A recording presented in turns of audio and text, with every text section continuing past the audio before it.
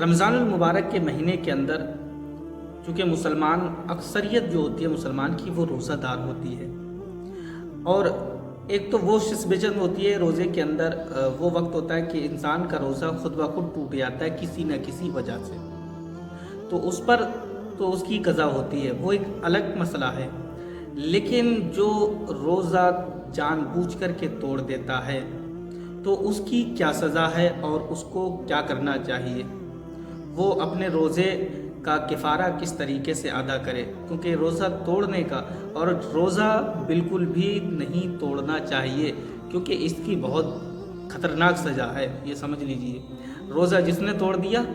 وہ تو پھر سمجھو گیا کام سے، کیونکہ اس کا جو کفارہ ہے وہ بڑا دشوار بھی ہے اور بہت آسان بھی ہے۔ تو ہم آج آپ کو یہی بتانے والے ہیں کہ روزہ اگر کوئی جان بوجھ کے توڑ دے تو اس کا کفارہ کیا ادا کرنا چاہیے اس کو۔ تو دیکھیے، اگر روزہ کوئی شخص توڑ دیتا ہے تو اس کا پہلے تو کفارہ یہ ہے کہ وہ ایک غلام آزاد کرے، لیکن اب چونکہ غلام آزاد کرنے کا زمانہ نہیں ہے، لوگ غلام آزاد نہیں کرتے، کوئی غلام بھی نہیں ہوتا، تو اب وہ کیا کرے؟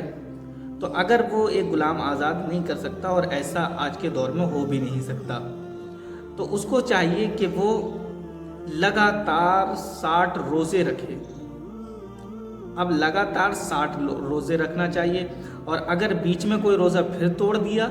تو پھر اس پر بھی 60 روزے کا کفارہ لازم ہو جائے گا۔ تو اگر 60 روزے وہ لگاتار رکھے، اور اگر وہ طاقت نہیں رکھتا ہے روزہ رکھنے کی، مسلسل 60 روزے نہیں رکھ سکتا، تو پھر اس کو چاہیے کہ وہ 60 مساکین کو جو ہے دونوں وقت، یعنی دوپہر میں بھی اور شام میں بھی، دونوں وقت 60 مساکین کو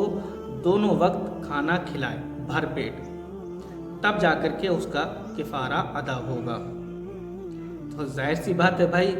ایک ٹائم کا روزہ، ایک دن کا روزہ توڑنے کی سزا ہے کہ آپ 60 مسکین کو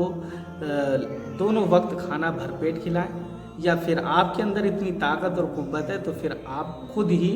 60 روزے مسلسل رکھیں، اور اگر پھر ٹوٹ گیا کوئی روزہ بیچ میں تو پھر اس کا بھی کفارہ اسی طریقے سے اس کو ادا کرنا ہوگا۔ امید کرتا ہوں کہ آپ کو یہ مسئلہ اچھے سے سمجھ میں آ گیا ہوگا، اور اگر